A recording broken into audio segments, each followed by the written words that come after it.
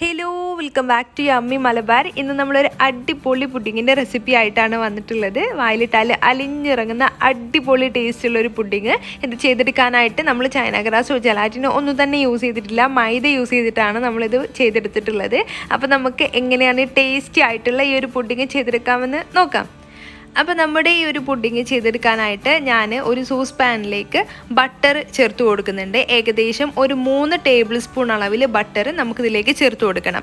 Butter ചേർത്ത് കൊടുത്തതിന് ശേഷം ഇതിലേക്ക് നമ്മുടെ റെസിപ്പിയുടെ മെയിൻ ഇൻഗ്രീഡിയൻ്റ് ആയിട്ടുള്ള തേന് ചേർത്ത് കൊടുക്കാം. അപ്പോൾ നിങ്ങൾക്ക് തേന് വേണമെങ്കിൽ സ്കിപ്പ് ചെയ്യാം, പക്ഷേ ഇത് നമ്മൾ തേൻ കാരമൽ കേക്കാണ് ചെയ്തെടുക്കുന്നത്. ഞാൻ ആദ്യമായിട്ടാണ് ഇങ്ങനൊരു റെസിപ്പി ട്രൈ ചെയ്ത് നോക്കുന്നത്. ഇത് എൻ്റെ ഒരു ഐഡിയക്ക് വന്നിട്ടുള്ള റെസിപ്പി ആയിരുന്നു കേട്ടോ. അപ്പോൾ ട്രൈ ചെയ്ത് നോക്കിയപ്പോൾ വളരെ ടേസ്റ്റി ആയിരുന്നു. അപ്പോൾ അതാണ് റെസിപ്പി നിങ്ങളായിട്ട് ഷെയർ ചെയ്യുന്നത്. അപ്പോൾ ഞാൻ ഇതിലേക്ക് ഒരു 4 ടേബിൾ സ്പൂൺ അളവിൽ തേന് ചേർത്ത് കൊടുക്കുന്നുണ്ട്. തേനും ബട്ടറും കൂടി നന്നായിട്ടൊന്ന് മിക്സ് ചെയ്തെടുക്കുക.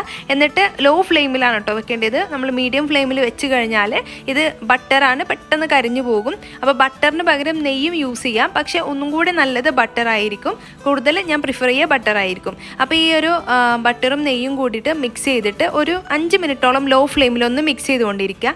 എന്നിട്ട് നമുക്കിതിലേക്ക് ഒരു 1/4 കപ്പ് അളവിൽ പഞ്ചസാരയും കൂടി ചേർത്ത് കൊടുത്തതിന് ശേഷം കൈവിടാതെ നമുക്ക് മിക്സ് ചെയ്തുകൊണ്ട് ഇരിക്കണം. ഈ പഞ്ചസാരയും തേനും ബട്ടറും എല്ലാം കൂടി മിക്സായിട്ട് ഈ പഞ്ചസാര ഒന്ന് കാരമലൈസ് ആയി വരുന്ന സമയമാകും നല്ലൊരു ഫ്ലേവർ, നല്ലൊരു സ്മെല്ല് നമുക്ക് കിട്ടും. ആ ഒരു സമയമാകുന്നത് വരെ നമ്മളത് മിക്സ് ചെയ്തുകൊണ്ടേയിരിക്കണം. എന്നാലാണ് നമുക്ക് ആ ഒരു കറക്റ്റ് ആ ഒരു ഫ്ലേവർ നമ്മുടെ ഒരു പുഡിങ്ങിലോട്ട് കിട്ടുകയുള്ളൂ. ഇതിങ്ങനെ നന്നായിട്ട് ഇങ്ങനെ പതഞ്ഞ് വരും. അതുവരെ നമ്മൾ ഈ ഒരു സോസ് പാനിലിട്ടിട്ട് മീഡിയം ടു ലോ ഫ്ലെയിമിൽ വെച്ചിട്ട് കൈവിടാതെ മിക്സ് ചെയ്തുകൊണ്ടിരിക്കണം.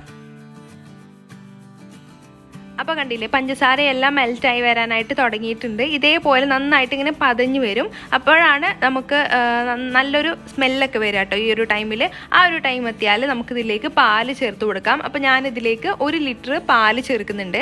അതായത് ഒരു കപ്പ് എന്ന് പറയുന്നത് 250 ml ആണ്. ആ ഒരു കണക്കിലെടുക്കുകയാണെങ്കിൽ 4 കപ്പ് അളവിൽ പാല് ഞാനിതിലേക്ക് ചേർത്ത് കൊടുക്കുന്നുണ്ട്.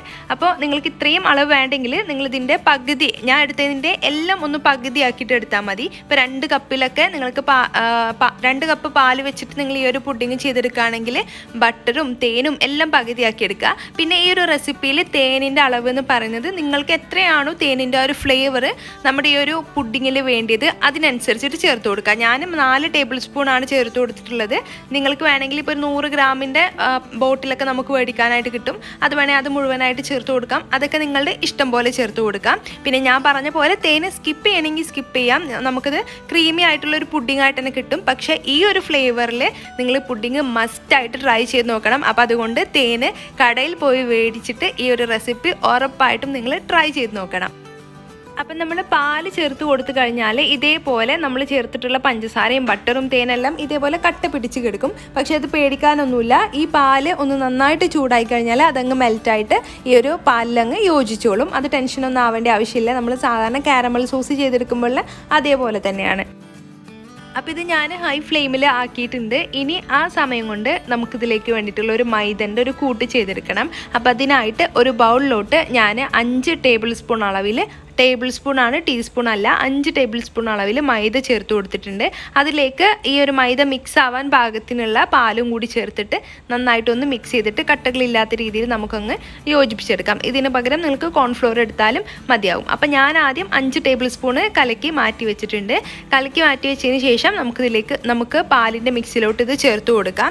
അപ്പോൾ നമ്മൾ പാലിൻ്റെ മിക്സിലോട്ട് ചേർത്ത് കൊടുക്കുന്നതിന് മുൻപായിട്ട് നമ്മൾ ഇതിൻ്റെ മധുരമൊക്കെ ഒന്ന് ചെക്ക് ചെയ്യാം. മധുരം കുറവാണെന്ന് തോന്നുകയാണെങ്കിൽ കുറച്ചും കൂടി മധുരം ചേർത്ത് കൊടുക്കാം. അപ്പോൾ ഞാൻ ഇതിലേക്ക് ഒരു 1/2 കപ്പ് കൂടി പഞ്ചസാര ചേർത്ത് കൊടുത്തിട്ടുണ്ട്. മധുരമൊക്കെ നിങ്ങളുടെ ഇഷ്ടത്തിനനുസരിച്ചിട്ട് നിങ്ങൾ ചേർത്ത് കൊടുക്കുക. എന്നിട്ട് ആ കാരമലെല്ലാം നന്നായിട്ട് മെൽറ്റായി വന്നു കഴിഞ്ഞാൽ നമുക്കിതിലേക്ക് നമ്മൾ ചെയ്ത് മാറ്റി വെച്ച ആ മൈദൻ്റെ മിക്സില്ലേ അത് ഇതിലേക്ക് ചേർത്ത് കൊടുക്കുമ്പോൾ കണ്ടിന്യൂസ് ആയിട്ട് തന്നെ മിക്സ് ചെയ്തുകൊണ്ടിരിക്കുക. എന്നിട്ട് നമ്മൾ ലോ ഫ്ലെയിമിൽ വെച്ചതിന് ശേഷം നന്നായിട്ട് മിക്സ് ചെയ്തുകൊണ്ടിരിക്കുക. അപ്പോൾ ഈ ഒരു പുഡിങ്ങിൻ്റെ ഒരു പുഡിങ് സെറ്റാകുന്നതിൻ്റെ സീക്രട്ട് എന്താണെന്ന് വെച്ചാൽ ഇപ്പോൾ നമ്മൾ 5 ടേബിൾ സ്പൂൺ അളവിൽ മൈദയല്ലേ ചേർത്തത്. അപ്പോൾ ആദ്യം 5 ടേബിൾ സ്പൂൺ അളവിൽ മൈദ ഇതേപോലെ പാലിൽ മിക്സ് ചെയ്തിട്ട് ചേർത്ത് കൊടുക്കുക. എന്നിട്ട് നിങ്ങൾക്ക് തോന്നുകയാണ് ഇത് തിക്കായിട്ട് വരുന്നില്ല, ഒരു 10 മിനിറ്റ് നമ്മൾ മിക്സ് ചെയ്തിട്ടും ഇത് തിക്കായിട്ട് വരുന്നില്ല എന്ന് കണ്ടു കഴിഞ്ഞാൽ ഇതിലേക്ക് കുറച്ചുകൂടി മൈദ പാലിൽ മിക്സ് ചെയ്തിട്ട് ചേർത്ത് കൊടുക്കുക. അതായത് ഞാൻ ആദ്യം 5 ടേബിൾ സ്പൂൺ മൈദ ചേർത്ത് കൊടുത്തു, പിന്നീട് വീണ്ടും ഞാൻ 4 ടേബിൾ സ്പൂൺ അളവിൽ മൈദ ചേർത്ത് കൊടുത്തു. അങ്ങനെ ടോട്ടലായിട്ട് 9 ടേബിൾ സ്പൂൺ അളവിൽ മൈദയാണ് നമ്മൾ ഈ ഒരു പുഡിങ് ചെയ്തെടുക്കാനായിട്ട് യൂസ് ചെയ്തിട്ടുണ്ടായിരുന്നത്. അപ്പോൾ നിങ്ങൾ ആ ഒരു ടിപ്പ് മനസ്സിൽ വെക്കുക. ഇപ്പം നിങ്ങൾ എടുക്കുന്ന പാലിൻ്റെ അളവിനനുസരിച്ചിട്ടിരിക്കും നമ്മൾ ചേർക്കുന്ന മൈദയുടെ ക്വാണ്ടിറ്റി എന്ന് പറയുന്നത്. അപ്പോൾ നിങ്ങൾ ആദ്യം ഒരു 3-4 ടേബിൾ സ്പൂണൊക്കെ ചേർത്ത് നോക്കുക. എന്നിട്ട് അത് തിക്കായിട്ടില്ല, 10 മിനിറ്റ് ശേഷം തിക്കായിട്ടില്ല എന്ന് കണ്ടു കഴിഞ്ഞാൽ നിങ്ങൾ വീണ്ടും കുറേശ്ശെ ആയിട്ട് മൈദ എടുത്തിട്ട് വെള്ളത്തിലോ അല്ലാന്നുണ്ടെങ്കിൽ പാലിലോ മിക്സ് ചെയ്തിട്ട് ഇതിലേക്ക് ചേർത്ത് കൊടുത്തിട്ട് മിക്സ് ചെയ്തെടുക്കാം. അപ്പോൾ ഇതേ നമ്മൾ ബാക്കി 4 ടേബിൾ സ്പൂൺ കൂടി എക്സ്ട്രാ ചേർത്ത് കൊടുത്തതിന് ശേഷം ഇതേപോലെ നന്നായിട്ട് തിക്കായി വന്നിട്ടുണ്ട്, കണ്ടില്ലേ? ഇതേപോലെ തിക്കായിട്ട് വരുന്നത് വരെ നമ്മൾ മീഡിയം ടു ലോ ഫ്ലെയിമിൽ വെച്ചിട്ട് വേണം മിക്സ് ചെയ്തെടുക്കാനായിട്ട്. അപ്പോൾ ഇത് കണ്ടില്ലേ, ഇതേപോലെ ഇങ്ങനെ വീഴണം, എന്നാലാണ് നമുക്ക് നല്ല ക്രീമി ആയിട്ടുള്ള പുഡിങ് ചെയ്തെടുക്കാനായിട്ട് പറ്റുള്ളൂ. ഇത് ഇത്രയും മതി. ഇനി നമുക്ക് ഫ്ലെയിം ഓഫ് ചെയ്യാം. ഞാനിപ്പോൾ കുറേ ക്വാണ്ടിറ്റിയിൽ ചെയ്തെടുക്കുന്നത് കൊണ്ടാണ് കേട്ടോ ഇത്രയും അധികം മൈദയ്ക്ക് വേണ്ടി വന്നത്. നിങ്ങൾ 2 കപ്പൊക്കെ പാലെടുക്കുകയാണെങ്കിൽ ഇത്രയും മൈദയുടെ ആവശ്യമൊന്നുമില്ല. ഇനി നമുക്കിത് സെർവ് ചെയ്യാം. അപ്പോൾ ഞാൻ നമ്മുടെ ഈ ഒരു പുഡിങ് സെറ്റ് ചെയ്യാൻ വേണ്ടിയിട്ട് ഇതേപോലുള്ളൊരു ഗ്ലാസ് ട്രേ ആണ് എടുത്തിട്ടുള്ളത്. അതിന് ചുറ്റിലും ബട്ടർ ജസ്റ്റ് ഒന്ന് ബ്രഷ് ചെയ്ത് കൊടുത്തിട്ടുണ്ട്. എന്നിട്ട് നമുക്ക് നമ്മുടെ പുഡിങ്ങിൻ്റെ മിക്സ് ഇതിലേക്ക് ഒഴിച്ചു കൊടുക്കണം.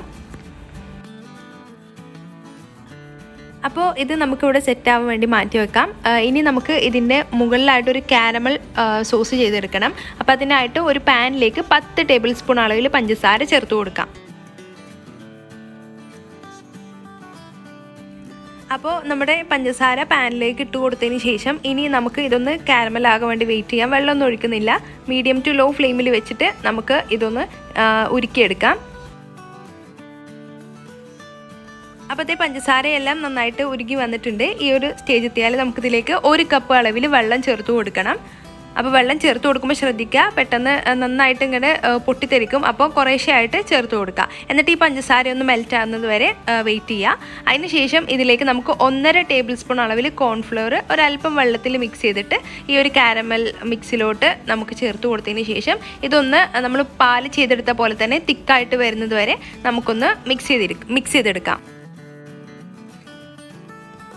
അപ്പോൾ ഇതേ നമ്മുടെ കാരമൽ സോസ് ഇവിടെ റെഡി ആയിട്ടുണ്ട്. ഇനി നമുക്ക് ഇത് നമ്മൾ ആദ്യം ചെയ്ത് വെച്ചിട്ടുള്ള പുഡിങ്ങിൻ്റെ മുകളിലോട്ട് ഇതങ്ങ് ഒഴിച്ചു കൊടുക്കാം. അപ്പോൾ ഇത് ഒഴിച്ചു കൊടുക്കുന്നതിന് മുമ്പ് ഇതൊന്ന് ജസ്റ്റ് താഴെയുള്ള നമ്മുടെ പുഡിങ്ങിൻ്റെ ലെയർ ഒന്ന് സെറ്റ് ആവണം കേട്ടോ. അത് ഒരു അരമണിക്കൂറൊക്കെ ആകുമ്പോഴേക്കും സെറ്റാകും. അതിന് ശേഷമാണ് നമ്മൾ ഈ കാരമലിൻ്റെ സോസ് ഒഴിച്ചു കൊടുക്കുന്നത്. ഇത് ഒഴിച്ചു കൊടുത്തതിന് ശേഷം നമുക്കിത് ഫ്രിഡ്ജിൽ നന്നായിട്ട് തണുപ്പിച്ചെടുത്തതിന് ശേഷം ഇത് കഴിക്കാം. അപ്പോൾ ഞാനിത് ഓവർനൈറ്റ് ആണ് വെക്കുന്നത്. പിറ്റേ ദിവസം എടുത്തിട്ട് നമുക്കിത് കഴിക്കാവുന്നതാണ്. അപ്പോൾ ഇതേ നമ്മുടെ പുഡിങ് ഇവിടെ റെഡി ആയിട്ടുണ്ട്. ഞാനൊരു ഡെക്കറേഷനായിട്ട് ഒരല്പം പിസ്ത പൊടിച്ചത് കൂടി ഇട്ട് കൊടുക്കുന്നുണ്ട് കേട്ടോ. അപ്പോൾ ഇത്രയേ ഉള്ളൂ നമ്മുടെ പുഡിങ് ചെയ്തെടുക്കാനായിട്ട്. ഇങ്ങനെ വായിലിട്ടാലുണ്ടല്ലോ ഇങ്ങനെ അലിഞ്ഞിറങ്ങും, അത്രയും ടേസ്റ്റാണ്. അത്രയും ക്രീമി ആയിട്ടുള്ള ഈ ഒരു പുഡിങ് നിങ്ങൾ ട്രൈ ചെയ്ത് നോക്കാതെ പോകരുത്, അത്രയും അടിപൊളി ഫ്ലേവർ കൂടിയാണ്. അപ്പോൾ ഇത്രയേ ഉള്ളൂ നമ്മുടെ ഇന്നത്തെ ഈ ഒരു വീഡിയോ. എല്ലാവർക്കും ഇഷ്ടമായി എന്ന് വിശ്വസിക്കുന്നു.